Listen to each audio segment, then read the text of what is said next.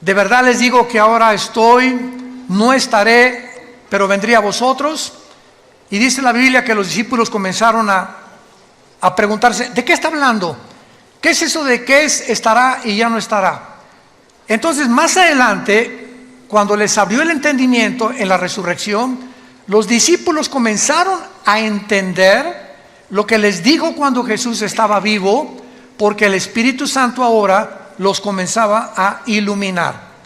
En otras palabras, si tú no tienes al Espíritu Santo, puedes ser una persona muy inteligente, muy intelectual, doctorado en filosofía y letras, doctorado en ciencias políticas, etcétera, etcétera, pero las cosas que están en la Biblia no son para la mente natural, porque la mente natural, dice 1 Corintios 2, del 10 en adelante, no entienden las cosas que son del Espíritu, porque no, para ellos son locura, porque se han de discernir. La mente intelectual es limitada, y al entrar a conectarnos con la mente de Dios, hay condiciones. Dios no se va a revelar a cualquier ser humano simplemente porque quiera venir y pues a ver qué dice estas cosas. No, la Biblia es hecha por hombres, son leyendas, hay contradicciones. Mira nada más los genocidios, mandaron matar a todos los cananitas. ¿Qué es eso? Entonces la mente natural choca contra los pensamientos de Dios. ¿Por qué? Porque tú quisieras reducir los pensamientos de Dios al cerebro de cochinilla que tenemos, al cerebro de caracol que tenemos, y es imposible. Entonces se necesita la intervención sobrenatural del Espíritu Santo entrando a tu vida cuando recibes a Jesús, para que Él comience a decirte, esta es la A, esta es la B, la C, vamos a comenzar con sumas, después con restas, con divisiones, nos brincamos a quebrados, después a matemáticas, álgebra integral, etcétera, etcétera, raíz cuadrada, y así es en todas las áreas del conocimiento. Entras a una clase de japonés y la primera clase, esta es la A, la B, cualquier idioma que quieras estudiar, francés, inglés, alemán, comenzamos con el verbo to be, con el verbo ser o estar. Yo soy, tú eres, él es, nosotros, etcétera, etcétera, porque es la estructura para formar las demás oraciones o sentencias. Así es la Biblia. Tú tienes que comenzar a entender que comenzamos desde el principio. Entonces esta serie, se los digo y lo vuelvo a repetir y lo digo con todo mi corazón, es la serie más profunda que he estudiado y que he compartido. De todos los 40 años que Dios nos ha concedido en compartir este mensaje, esta serie, La Dimensión Invisible, de veras es una de las series con más profundidad sobre las cosas que están en la Biblia y que, como hace una conferencia lo compartí, no las habíamos visto o no nos habíamos detenido a pensar realmente lo que estaba ahí en la Biblia. Y vamos a continuar con los gigantes, porque actualmente una de las cosas más maravillosas que hay es que estamos ante un mundo científico que nos rodea, que siguen tratando a través de los métodos científicos como el carbono 14, el potasio argón, la radioactividad, tratar de estudiar los fósiles, qué antigüedad tienen las pirámides de Egipto, por qué las pirámides de Egipto es imposible. Esto ya es una afirmación científica. Ya los científicos están de acuerdo en el siglo XXI que es imposible que los seres humanos hayan construido las pirámides de Egipto. Es imposible que los mayas hayan podido, sin telescopio, sin calendario, sin calculadora, hacer el calendario de 365 días. Es imposible que las ruinas de Machu Picchu en Perú hayan podido subir piedras de 8 o 10 toneladas a un cerro que cualquier persona en sus 5 sentidos no lo haría. ¿Por qué quiero construir un monstruo cargando esas piedras? ¿Cómo las subieron? ¿Cómo acomodaron las de 14, 15 toneladas de Egipto? El sistema de impermeabilización que tienen las pirámides de Giza en el Cairo, han pasado 4.500, 5.000 años, y no les ha afectado la erosión, el polvo, la lluvia. ¿Cómo es que están alineadas todas a la constelación de Orión y a las estrellas en el cielo de una forma matemática y científica, cuando la astronomía hasta Galileo Galilei, 1600 tantos, comenzó con el telescopio? Todos estos misterios o enigmas, pues la ciencia está tratando de explicar. Y hasta ahorita, si tú sintonizas un canal que se llama Discovery Channel, vas a encontrar cuál fue la conclusión, repito, que ya se aceptó científicamente: fueron los extraterrestres. Es la única explicación que el mundo tiene. ¿Cómo es posible que hace 4000 años tuvieran un conocimiento cuando en el siglo XX comenzamos a descubrir las grúas, comenzamos a descubrir los métodos tecnológicos para construir, para cargar, etcétera, etcétera, para medir, para observar las estrellas, las calculadoras, las computadoras? ¿Cómo es posible que la gente haya sido más inteligente hace 4500 años que los seres humanos del siglo XXI, con los instrumentos y la tecnología que ahora nos ayuda a poder discernir y construir? Entonces, ustedes, señores maestros de la universidad que nos escuchan, que enseñan a sus alumnos que venimos del Chita, que el hombre está evolucionando, por favor, es una contradicción histórica, porque la historia demuestra lo contrario, que antes eran más inteligentes que nosotros, y ahí está la prueba. Entonces, ¿cómo es posible que digamos que venimos de las cavernas? Pues claro que hay cavernarios y hay tribus todavía en el África y en las islas alrededor del África y de Australia que viven como en la edad de piedra, pero significa que todos venimos de ellos. Entonces nos damos cuenta que el hombre tiene una contradicción cuando se mete a estudiar realmente la Biblia. Y cuando venimos a este libro nos habla y nos confirma que efectivamente hubo extraterrestres en el mundo. Pero esos extraterrestres no son marcianos, ni jupiterianos, ni saturnianos, ni venusinos, sino que este mundo fue visitado por ángeles caídos que produjeron monstruos. Durante 1000 años este planeta fue habitado por gigantes y se les llama en la Biblia los Nefilim, que significa en el hebreo los caídos, que se encuentran en Génesis 6. Consigan la conferencia anterior, ahí expliqué todo esto. Una mezcla genética entre la semilla de Satanás a través de los ángeles y las mujeres, que la misma Biblia en el libro de Judas, antes del Apocalipsis, nos explica, porque la Biblia no es de interpretación privada, que estos ángeles fueron en pos de vicios, igual que los sodomitas, contra naturaleza. Y entonces, así como Sodoma y Gomorra son conocidas, dos ciudades destruidas por Dios, porque el hombre dejó la hombría, que en lugar de la hombría es ser atraído por una mujer, el hombre comenzó a sentirse atraído por el hombre, las mujeres por las mujeres, y en ese momento el ser humano pierde la brújula y comenzamos a desconectarnos de nuestra realidad. Y si tú como hombre tienes el cromosoma Y que determina el sexo masculino, eres hombre. Y si tienes los cromosomas XX, eres mujer. Entonces, si tú tienes genéticamente un cromosoma que es el que determinó tu género, y tu mente te dice que no eres genéticamente lo que la ciencia y la naturaleza dice, tu vida es una lucha no contra Dios, contra la naturaleza, contra tu propia naturaleza, y claro que consecuentemente contra Dios, porque eres el que nos creó. Entonces, todos estos conceptos que encontramos en la Biblia, nos damos cuenta también que en Génesis 3, versículo 15, la primera profecía del Mesías, Dios le dice a Satanás: tu semilla tendrá guerra contra la semilla de la mujer. Vemos dos semillas. La semilla de la mujer te herirá en la cabeza y tu semilla hará caer o le quitará el equilibrio a la semilla de la mujer. Esta palabra semilla, a los que les interese en Génesis 3:15, pon arriba la palabra semilla. Gracias porque trajiste tu Biblia. Te felicito porque eres un estudiante de la Biblia.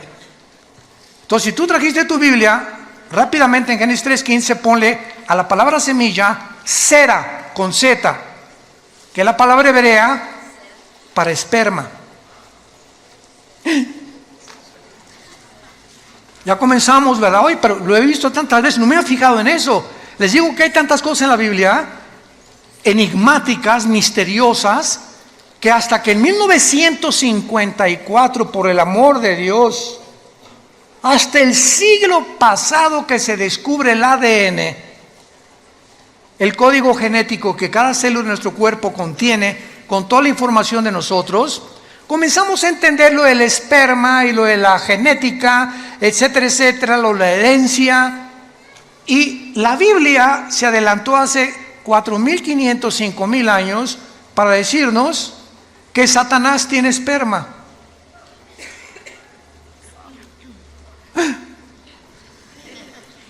No me mires, en tu Biblia y en mi Biblia lo dice. La semilla de Satanás vendría el anticristo. Y de la semilla de la mujer vendría el Mesías. Y comenzamos a interrogarnos. Eso es estudiar profundamente la Biblia. A ver, me voy a detener nada más en este versículo. Número 1, dos misterios. 1, la mujer no contiene la semilla. El que trae la semilla somos los varones. El esperma de mi papá ovuló o fertilizó el óvulo de mi mamá cuando se unieron y se produjo un cigote, y en ese cigote, ya lo comentamos, en ese cigote iba los 23 cromosomas de mi papá, los 23 cromosomas de mi mamá, 46 cromosomas que se juntan en un cigote, y en el momento de la fertilización, señores médicos que nos escuchan, no a las 2 semanas, no a las 4 semanas, no al mes, en el momento de la fertilización, la Biblia dice que ahí se forma la vida humana. Ahí estabas potencialmente tú y potencialmente yo. En el momento que se formó el primer embrión, ahí tú y yo éramos seres humanos con toda la información ya completa, potencial, para irse desarrollando. Tú serás pulmón, tu vesícula, tus riñones, tu sistema nervioso, tus nervios ópticos, tu tímpano, tu piel. Impresionante. Toda esa información codificada en un embrión, en una célula.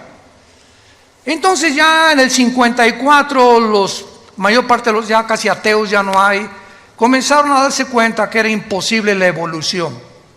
La genética contradice, niega, destruye a cualquier persona que continúe tercamente insistiendo que venimos de tus abuelitos los chitas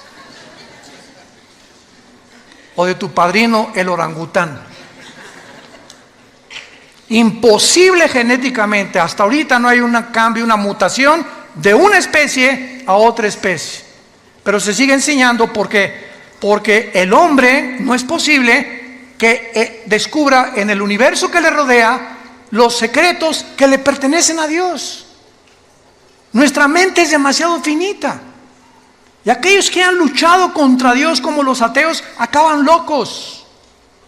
Toda la historia de los ateos del siglo pasado, vean cómo acabaron, todos. Friedrich Nietzsche, Jean-Paul Sartre, Bertrand Russell, el doctor Sam Harris, y todos esos, ¿verdad?, acabaron locos en el manicomio o degenerados sexualmente. Como decía Jean-Paul Sartre, el padre del existencialismo en los 60s, ateo francés, en su libro El Muro, llega un momento en que dice en su libro que me estrello contra la pared, o sea, me doy cuenta que no puedo yo, a través de la investigación científica ni intelectual, ni por más conclusiones e hipótesis que yo pueda hacer, descubrir lo que está detrás de esa pared. ¿A qué le llamaba la pared en su libro? Aquello contra lo cual el ser humano choca por la limitación intelectual con la cual nacimos. No somos dioses. No somos dioses.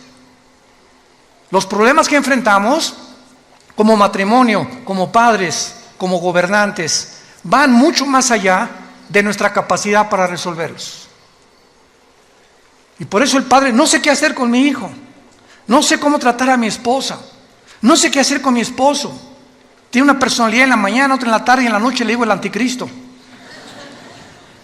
No sé qué hacer con el gobierno, ¿cuál economía es la mejor? Hijo, ¿a dónde hemos llegado? ¿Cuál sistema, cuál ideología es la correcta? ¿Será el comunismo? ¿Será la democracia? ¿El socialismo? ¿Una monarquía? ¿Qué es lo que funciona? Y probamos una cosa y vamos que fracasó durante más de 70 años como el comunismo y volvemos a desenterrarlo. ¿Por qué? Porque no tenemos respuestas y creemos que regresando a los antiguos patrones vamos a poder a mejorar el patrón, el que ahorita está demostrando que también la democracia no es el sistema perfecto de gobierno. Y el hombre se encuentra en Sudamérica, México, Europa, confundido ideológicamente. Ya la China no es comunista, es comunista, capitalista. Hágame el favor.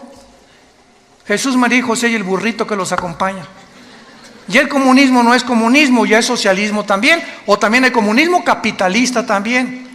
O sea, es una confusión y una mezcla de la ensalada del chef, de filosofías unas con otras, como las religiones. Ahorita religiones que es una mezcla de cristianismo con filosofías orientales y con brujería. Vean nomás qué ensalada, lo que meten en una olla, porque el ser humano sigue buscando la verdad. Aquí está. Yo soy el camino, yo soy la verdad, yo soy la vida, dijo Jesucristo hace 2000 años. ¿Dónde está la luz? En tu luz veremos la luz. Les dejo este manual, seres humanos, para que rijan sus vidas, para que controlen sus vidas, para que informen, para que me busquen con todo el corazón y encontrarás la brújula que necesitas para viajar en la peregrinación tan corta que es la vida humana. El otro día platicábamos, hay un piloto que es vecino de nosotros en la casa de ustedes, de American Airlines, y me decía: Armando, cuando tú vas volando, él vuela pilotos de Boeing grandísimos, ¿verdad? Me dice, ¿sabes una? Le digo, ¿y cómo le haces, por ejemplo, si sales de Dallas o sales de Chicago y vas a España, cómo te diriges en el mundo? Claro, su GPS le dice el norte, sur, lo que tú quieras, ¿no? Le digo, y al llegar a un aeropuerto, por ejemplo, ¿cómo sabes dónde está el aeropuerto, no? ¿Cómo sabes dónde aterrizar? ¿Cómo sabes en qué posición poner para, etcétera, etcétera? Y me dijo, todo es por instrumentos. No tiene nada que ver nuestra capacidad, es por instrumentos.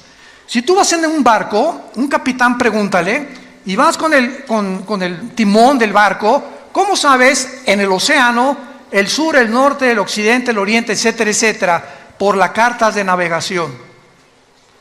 Si tú eres un buzo y comienzas a practicar el buceo, yo me acuerdo que bajé hasta 46 metros con Aqualón en los 70s, me invitaron a bucear cerca de Cancún y bajamos muy profundo y me dijo el instructor, mire, habíamos tomado clases durante casi 2 meses antes. Yo ya bajaba casi 10 metros porque fui criado en Acapulco, sin nada, bajaba 10 metros y sacaba ostras y todo, sin ningún aparato, y mis oídos resistían 10 metros de profundidad. Y me creía muy salchicha aquí, ¿no? Aquí, muy aquí. Y me dice mi instructor, nunca bajes sin un reloj que te diga dónde estás. Y yo, ¿cómo? Me dices que cuando buceas, pasando los 25 o 30 metros, el buzo no sabe si está bajando, si está así, o si está así, o si está subiendo. Entonces necesitamos un reloj que nos diga abajo que vas bajando o que ya vas subiendo. Y también me dijo, cuando subas a la superficie, nunca subas así derechito, verticalmente, porque se te pueden formar burbujas de oxígeno en la sangre y te mueres.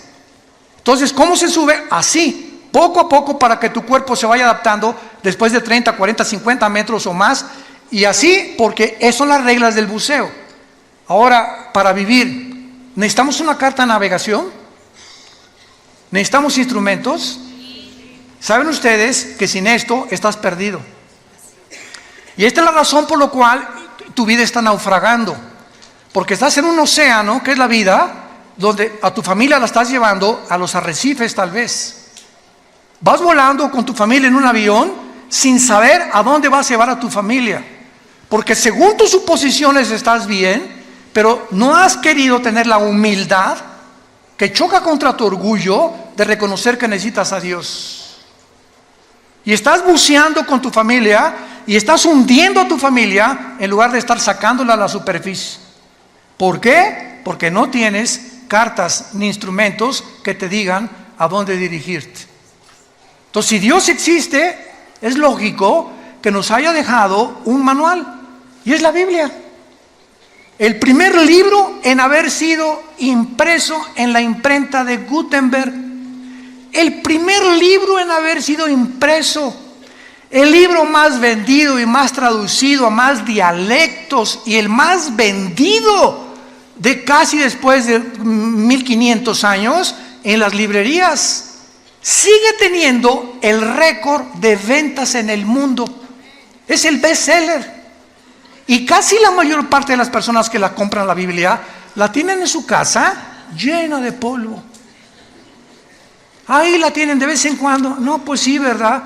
Porque no han sido movidas por el Espíritu Santo a descubrir y a comenzar a caminar con Dios. Si tú le dedicas 15, 10, 20 minutos en la mañana y antes de acostarte a leer la Biblia. Muy bien. Vemos nosotros en el Antiguo Testamento que cuando se mezclaron los ángeles con las mujeres, Génesis capítulo 6, no sabemos qué pasó. Lo único que sabemos es que hubo un producto. Mezcla ángeles, seres humanos. Hubo un producto que se llamaron los gigantes. Génesis 6, versículo 4. Y estos gigantes se tradujo de la palabra Nefilim. Nepilim, N enana, P de papá, con H intermedia. Nepilim, que significa los caídos. Estos Nefilim o estos gigantes estuvieron desde el tiempo del diluvio hasta el tiempo de David. Recuerden en 1 Samuel 17 que uno de estos descendientes de los gigantes, de los Nefilim, se enfrentó al ejército de Saúl, ¿se acuerdan? Es una historia de la escuela dominical. Y entonces este gigante se llamaba Goliat y tenía 4 otros hermanos de gigantes. Y David se enfrentó con él y sabemos la historia con la onda, ¿verdad? Que le pegó aquí exactamente en el entrecejo y cayó el gigante, agarró David la espada y le cortó la cabeza. David fue el último en la Biblia que terminó con la raza de gigantes. Ahora bien, vayamos a introducirnos un poco más en la Biblia. Veamos en el libro de Deuteronomio a estos gigantes que tal vez tampoco ni siquiera se predica de esto, desgraciadamente. Vamos a comprobar y a corroborar de qué manera poblaron el mundo antiguo y de qué manera estos gigantes eran enemigos tanto de Dios como del pueblo de Dios. Y estos gigantes también fueron los que impidieron o trataron de impedir que cuando Moisés, Números capítulo 13, envía a los espías, ¿se acuerdan? A Canaán.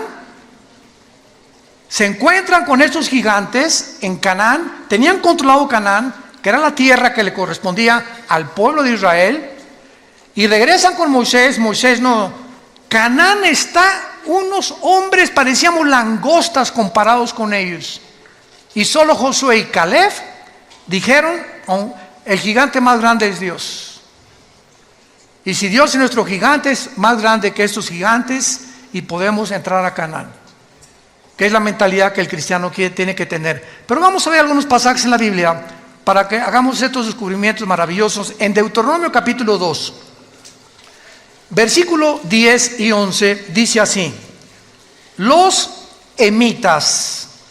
Habitaron en ella antes pueblo grande y numeroso y alto, alto como los hijos de Anac. Por gigantes eran ellos, tenidos también como los hijos de Anac, y los moabitas les llamaban emitas. Vamos a comenzar a descubrir que esa tierra prometida que Dios le dio a Abraham en Génesis 12, para que entraran, la poblaran y se establecieran y criaran a sus hijos ahí, cuando salieron de Egipto y vagaron por el desierto, no pudieron entrar durante 40 años al lugar que Dios les tenía asignado para poder establecerse como el pueblo y poder dispersar el conocimiento de Dios en todas las naciones. Entonces, la tierra de Canaán estaba poblado por puras tribus de gigantes. Y comenzamos a ver que los semitas eran gigantes y los hijos de Anac o anaseos eran gigantes y los emitas eran gigantes. Versículo 19 al 21 del mismo capítulo 2 de Deuteronomio. Dice así: y cuando te acerques a los hijos de Amón, aquí estamos, otra tribu que se llama los amonitas, no los molestes ni contiendas con ellos, porque no te daré posesión de la tierra de los hijos de Amón. ¿Cómo? ¿Verdad? Pues a los hijos de Lot la he dado por heredad. Por tierra de gigantes fue también ella tenida. Habitaron en ella gigantes en otro tiempo, a los cuales los amonitas llamaban somsomeos, que significa los monstruos poderosos. Como pueblo grande y numeroso y alto como los hijos de Anac, a los cuales Jehová destruyó delante de los amonitas, estos sucedieron a aquellos y habitaron en su lugar. Brinquémonos al libro de los Números, capítulo 13, en la famosa expedición que tuvieron los judíos para asomarse a la tierra que estaban habitando precisamente los gigantes, y descubrir que esto fue precisamente lo que les impidió a ellos entrar a Canaán. Dice Números 13, 32 y 33. Pero vamos a leer mejor desde el 30. Números 13 del 30, para tener el contexto. Entonces Caleb, aquí ya regresaron de espiar la tierra de Canaán, hizo callar al pueblo delante de Moisés y dijo: subamos luego y tomemos posesión de ella, porque más podremos nosotros que ellos. Mas los varones que subieron con él dijeron: no podremos contra aquel pueblo, porque es más fuerte que nosotros. Y hablaron mal de los hijos de Israel, de la tierra que habían reconocido, diciendo: la tierra por donde pasamos para reconocerla es tierra que traga a sus moradores, y todo el pueblo que vimos en medio de ella son hombres de grande estatura. También vimos allí gigantes, hijos de Anac, o sea, los anaseos, raza de gigantes, y éramos nosotros, a nuestro parecer, como langostas, y así les parecíamos a ellos. Vemos pues que este mundo estuvo infiltrado en el tiempo de los antiguos, de nuestros antepasados, por gigantes. La arqueología y la paleontología moderna lo ha descubierto y han encontrado fósiles de estos huesos de los gigantes también. Y la mayor parte de las veces es impresionante, los han escondido. Porque en el día que realmente se demuestre que no venimos del chango, ni del cavernario Galindo, ni de los cavernícolas, etcétera, etcétera, sino que hubo algo que ayudó a nuestros antepasados, a dejar su huella en las pirámides de Egipto, en Machu Picchu, en Stonehenge en Inglaterra, cerca del mar de Galilea en Israel, en los mayas aquí en nuestra población, en el continente americano. Entonces la pregunta de los científicos es: ¿de dónde salieron? ¿Qué vamos a hacer con lo que hemos enseñado? Que venimos de los cavernícolas y no, seguro los extraterrestres. Pues claro que fueron los extraterrestres mezclados con seres humanos que se llamaron los Nefilim, los que ayudaron a todas estas personas a levantar las construcciones, las obras.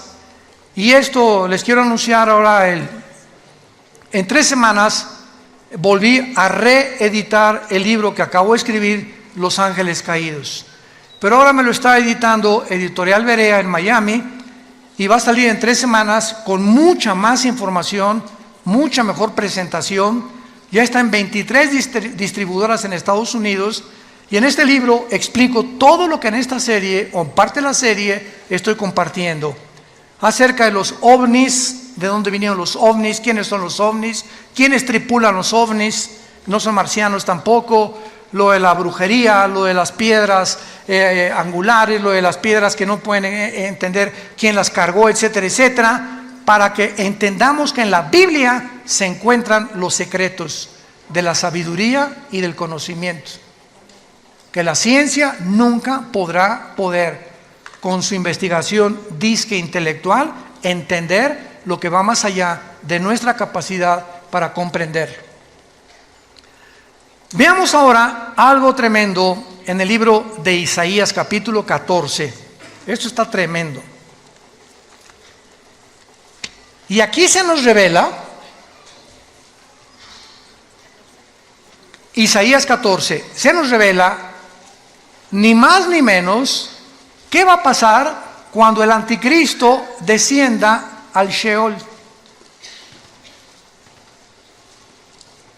Aquí se nos revela una área enigmática y prohibida para cualquier ser humano, revelada en la Biblia, de lo que pasa en el mundo invisible, de los que ya están en el lugar del Sheol o en el infierno actualmente. Y vean ustedes lo que la Biblia dice acerca de qué pasará con los gigantes cuando vean al anticristo. Esto está, ni Hollywood se imagina algo así. Génesis, Isaías 14, versículo 9. El Sheol abajo se espantó de ti. Está hablando, vamos a ver, del anticristo. Despertó muertos que en tu venida salieran a recibirte. O sea, los habitantes del infierno o del Sheol que estén ahí cuando el anticristo entre se van a espantar, porque tienen mucho conocimiento. Acordémonos de una cosa: la muerte no es la cesación de la vida. No hay tal cosa como que ya dejamos de existir. La muerte continúa en un estado de nuestra conciencia. Entonces, la muerte es un estado consciente, para definirla. Es un estado consciente en otra dimensión. Y cuando yo digo consciente, es que te vas a acordar quién eres. Y vas a estar en el infierno, y cuando te enterraron, los gusanos se comieron tu cerebro, ¿no es cierto? Se comieron lo que te quedó de tu sangre, tus ojos, en fin, todo. ¿Cómo es posible que en el infierno recuerdes si tu cerebro se lo comieron los gusanos?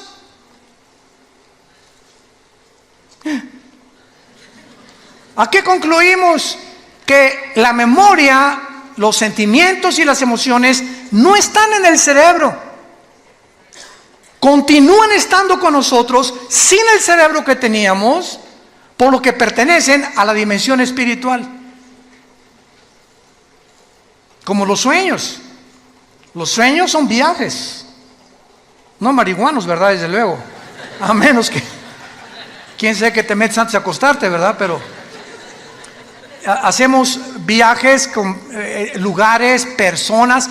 Estamos en un mundo, estamos en una dimensión que el cerebro, así como el hígado produce la bilis y el estómago los jugos gástricos, el cerebro no produce los sueños ni los pensamientos tampoco. Los pensamientos trascienden al cerebro, y en la neurología se ha tratado, pues aquí en esta zona del hemisferio izquierdo del cerebro hay esto, en el derecho hay esto, estas cosas son lo que más o menos han tratado de ver que está conectado. Pero nos damos cuenta que la Biblia nos muestra que los muertos están conscientes. ¿Y cómo lo pueden estar si mi cerebro está en la tumba? ¿Cómo puedo ver en la otra vida si mis ojos se los comieron los gusanos? Y en la otra vida, la Biblia nos relata que los muertos, tanto los que están en el cielo como los que están en el infierno, ven, oyen, están conscientes. Mantenemos la conciencia durante toda la eternidad, para bien o para mal. Aun cuando nosotros, cuando muramos, ¿verdad?, con Cristo, dichosos los que mueren en Cristo porque han descansado de sus obras del pasado, mantenemos la conciencia, pero dicen en Isaías que será renovada nuestra mente, nuestra conciencia, porque tendremos un cuerpo como el de Cristo cuando Él resucitó, glorificado como el de Él. Isaías 14: el Sheol se espantó, despertó muertos que en tu venida salían a recibirte, hizo levantar de sus sillas a los príncipes de la tierra, a todos los príncipes de la tierra y a los reyes de las naciones. Qué interesante que mientras estamos en vida anhelamos puestos políticos. Quisiera yo ser rey. Yo sueño con un príncipe azul. Y ahorita los príncipes azules, como el príncipe Harris y Meghan, huyeron del palacio. No quieren saber nada de la monarquía. No sabes el precio que se paga viviendo en unas condiciones bajo la realeza y los protocolos. Le decían a Meghan: tú no puedes usar zapatos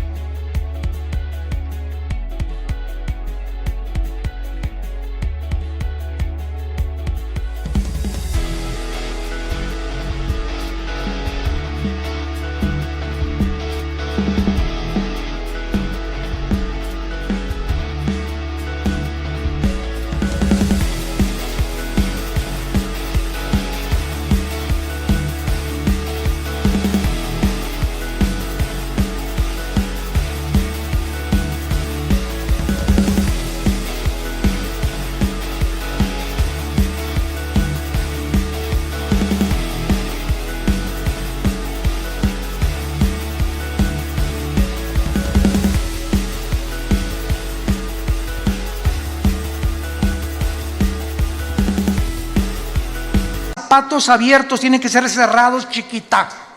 Cuando cruces las piernas, que tu falda llegue 5 pulgadas y no las puedes cruzar. Siempre te tienes que sentar derechita así. Tienes que usar estas cosas, no puedes decir estas cosas. Una serie de mandamientos y cosas que dijo a Dios. Y eso fue lo que le pasó a la mamá del príncipe Harris, a la pobre princesa Diana. También la princesa Diana salió, él como su mamá, imitó a su mamá, salió corriendo del palacio. Y más cuando supo, ¿verdad?, que su esposo con el que se casó ya andaba con otra, ¿verdad? Y se fue a buscar, ¿verdad?, a la pobre princesa Diana, fue con la Madre Teresa, fue con los pobres. Bueno, vemos todas estas cosas. Entonces, qué interesante que encontremos aquí que el Espíritu Santo, a los primeros personajes que nos retrata, son a los gobernantes y a los reyes. Y nos damos cuenta que al que mucho se le da, mucho se le va a pedir. Entonces, cuidado políticos que nos escuchan, cuidado jueces que nos escuchan, cuidado personas que tienen en su poder la autoridad de juzgar, de meter a la cárcel, de sacar a la cárcel, porque Dios los va a juzgar con una vara mucho más grande. Porque esta autoridad es delegada, no es de ellos, es delegada por Dios. Romanos 13, no hay autoridad más que de parte de Dios, y las que hay por Dios ha sido establecida. De manera que el que resista a la autoridad resiste a Dios. Por eso se nos manda someternos a nuestros gobiernos. Que mi gobierno es comunista, mi gobierno es socialista, mi gobierno es esto, mi gobierno es el otro. Oremos por el gobierno. Oremos por nuestros gobernantes. Lo único que va a cambiar es la oración. Nada va a cambiar a México, ni a Guatemala, ni a Estados Unidos, ni a Inglaterra, más que nuestra vida. Y así como tú ves, mi oración le podrá cambiar las cosas. Tan chiquita que soy, tan chiquito que soy, ¿me oirán los ángeles también? No, los ángeles no te están escuchando. Te está escuchando Dios, Jesús y el Espíritu Santo. Y así como estás de chiquita y pareces que no valemos nada, cuando nos hincamos, movemos la geografía cósmica y movemos el cosmos con la oración de un solo santo. Puede mucho, al grado que Elías detuvo la lluvia 3 años y medio. Pero ya no soy Elías, me dicen Pancho. Dice en Santiago capítulo 5, Elías oró y la oración del justo puede mucho. Dándonos un ejemplo nada más, que cuando tomas en serio a Dios, no te imaginas el poder de la oración. No nos imaginamos. Y más cuando oramos todos. Vamos a orar todos diario ahora por nuestro gobierno. Que Dios les dé sabiduría, que México tenga paz. Y dice a continuación, versículo 10, todos ellos darán voces y te dirán, ¿tú también te debilitaste como nosotros y llegaste a ser como nosotros? O sea, cuando el anticristo gobierne, todo el mundo lo va a ver. ¿Quién como él? Dice Apocalipsis 13. Y con poderes, y va a hacer que caiga fuego del cielo, y milagros, esto y el otro. Una inteligencia diabólica increíble. Va a resolver los problemas de la economía, de la pobreza, todo va a ser un genio que el mundo se va a hincar delante de él y va a decir, este es el Mesías, este es el líder que necesitaba el mundo. Y cuando baje al infierno, los que murieran antes que en él, decir, ¿eras tú? ¿Tú eras esa chinche que estabas ahí brincando como en un comal cuando estabas vivo? Ahora eres igual que nosotros. Qué impresionante es esto, pero lo más impresionante es lo siguiente. Dice la Biblia, el versículo 10, darán de voces y te dirán todo lo... Pero la palabra, apunten ustedes por favor, en el versículo 9, el Sheol abajo se espantó de ti, despertó muertos. Esa palabra muertos es la palabra Refaim, que es otra de las palabras hebreas para los gigantes y para los nefilim. Ahí van a estar los nefilim o los espíritus de los gigantes en el infierno con otros espíritus de seres humanos también. Y vemos nosotros que la Biblia los coloca ahí porque vamos a ver otro pasaje donde estos gigantes que habitaban la tierra, mezcla híbrida, ángeles humanos, no van a resucitar. Tanto los buenos como los malos vamos a resucitar, ¿correcto? Por más malo que seas, después del milenio, Apocalipsis 20 del 11 al 15, el juicio del gran trono blanco es la resurrección, que es la segunda muerte de los incrédulos. Isaías 26, demos la vuelta a Isaías 26. Dejamos a la Biblia seguir hablando.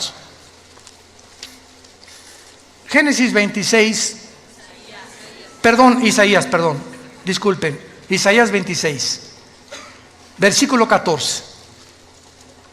Vean nada más este versículo. Isaías 26, 14. Muertos son, no vivirán. Han fallecido, no resucitarán. A ver, espérenme tantito. Usted oiga, maestro del Instituto Bíblico, maestro de teología, ¿quiénes no van a resucitar? Tanto los buenos como los malos. ¿Quiénes son? ¿Qué género o qué entidad espiritual está mencionando aquí que ellos no van a resucitar? La palabra fallecido y muertos ahí, apúntalo, es la palabra Refaim. Otra vez, los gigantes. Ellos no van a resucitar. Yo vi tantas veces este versículo y así pasa. No lo entiendo, le doy la vuelta a la hoja. Porque es lo mejor que podemos hacer, ¿verdad? Chocamos con tantas cosas en la Biblia que le sigo leyendo mejor. Como cuando comemos pescado, ¿no? Yo pido, ahí me encanta el guachinango, así me encanta así uno entero, frito al mojo de ajo. Y lo quitas, ¿verdad? Le quitas la cabeza, etcétera, etcétera, y lo comienza a comer, le quitas el espinazo, la colita, la chupas, es rica, pero vas a encontrar muchas espinas todavía. ¿Y qué haces cuando te encuentras una espina? ¿Ya dejas de comer? No, ¿verdad? Te la quitas y la pones a un lado y te sigues comiendo la carnita. Así es la Biblia. Nos encontramos con tantas espinas que, no porque no lo entienda, la voy a dejar de leer. Voy a dejarla y voy a seguir comiendo lo que creo que puedo entender. Y tal vez el año que entra, en 2 años, en 5 años, vas a entender y regresar a lo que ahorita estamos compartiendo y lo vas a entender. Así es la palabra de Dios. Muy bien. Ahora entonces vemos claramente, ¿verdad?, que durante los días de Moisés y Josué, muere Moisés, Josué se encarga de matar a los gigantes. O sea, todas las guerras de Josué eran contra 7 ciudades cananitas. La primera, acuérdense que fue Jericó, ¿se acuerdan? Que cayeron los muros de Jericó cuando los sacerdotes tocaron los shofares, cuando oyeron tutú, tutú en la 7ª vuelta, se cayeron para que aprendieran que no es con espada ni con ejército, es con el Espíritu de Dios. Que no hay inteligencia ni conocimiento ni sabiduría contra Dios. El caballo se prepara para la batalla, pero Dios te da la victoria. Tú tendrás enemigos y tendrás gente que te quiera hacer mal, etcétera, etcétera. Pero sabes una cosa, detrás de todo hay un mundo espiritual. Y si tú caminas con Jesús, es tuya la victoria. Es tuya la victoria. Ahora vean.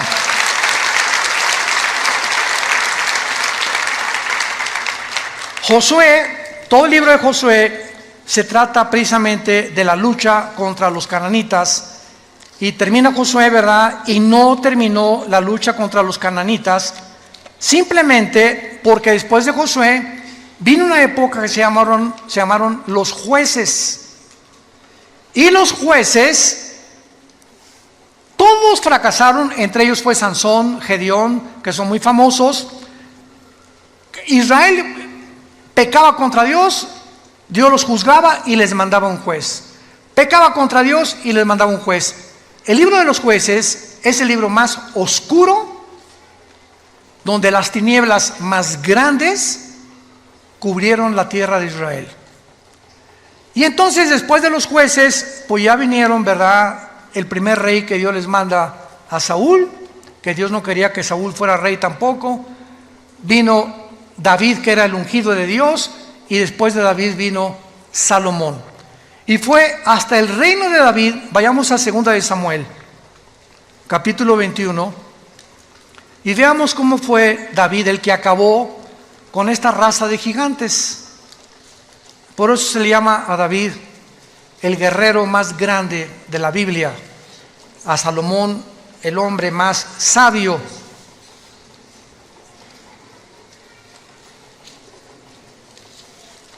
Y a Sansón el hombre más fuerte. Lo curioso de que el hombre más sabio de la Biblia, Salomón, el guerrero más fuerte de la Biblia, David, y el hombre más fuerte que cargaba una puerta casi de 150 kilos y con una quijada mataba leones, Sansón, estos 3 hombres los venció una mujer.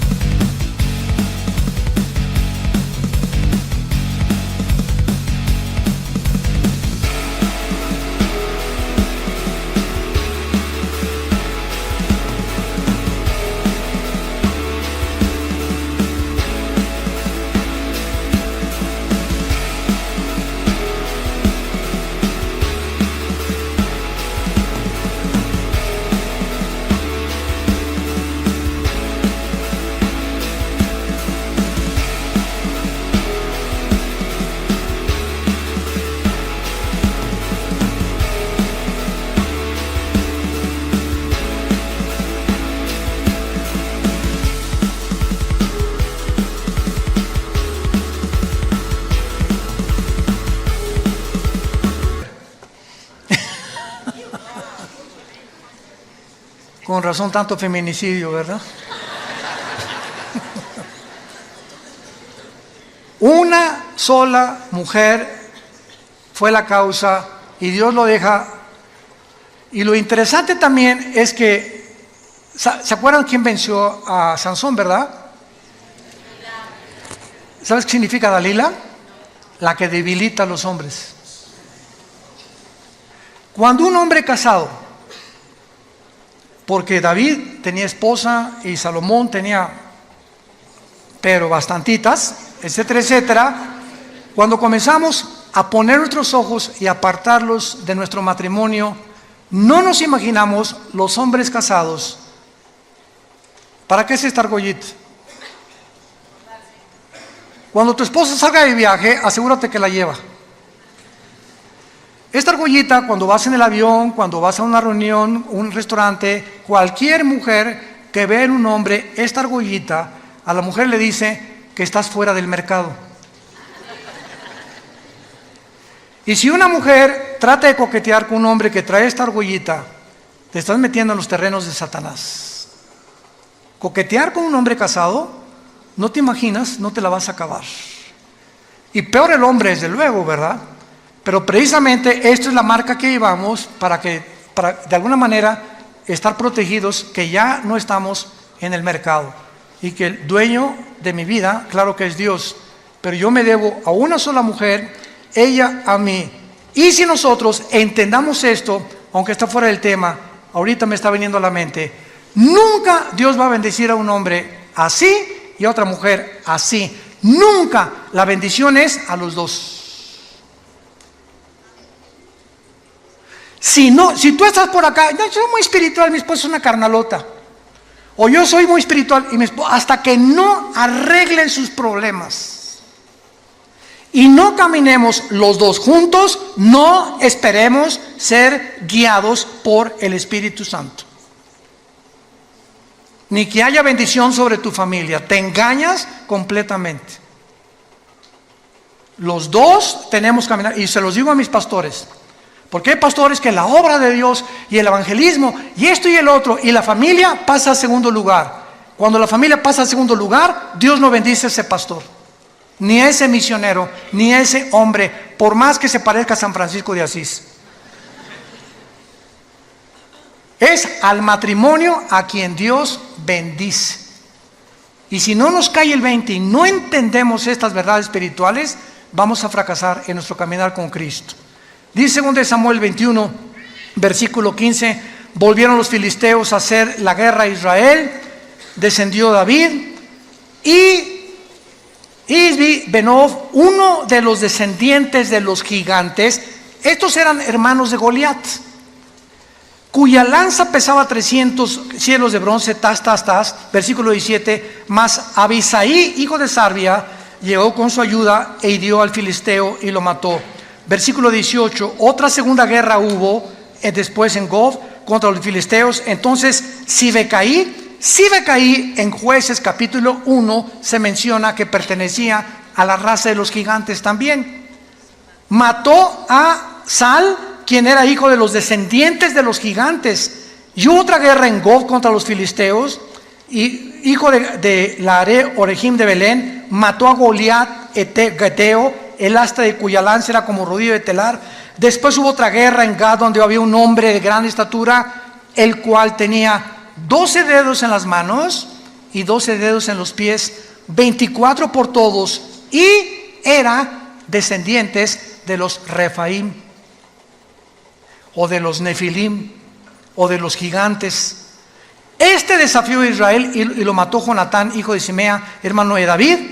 Estos 4 gigantes eran descendientes de los gigantes de Gad. Acuérdense que Goliat era de esta tierra, venía de Gad. Si leen 1 Samuel 17, los cuales cayeron por mano de David y por manos de sus siervos. Damas y caballeros, familia de Dios, estamos en una guerra cósmica. Y solamente hasta que tú llegues a tomar en serio las Escrituras, tu familia estará protegida. Tu matrimonio saldrá adelante, tus hijos te lo agradecerán. Si esas condiciones no están en ti, no vas a poder entender la Biblia porque Dios rechaza a los soberbios y Él tiene comunión con los humildes de corazón.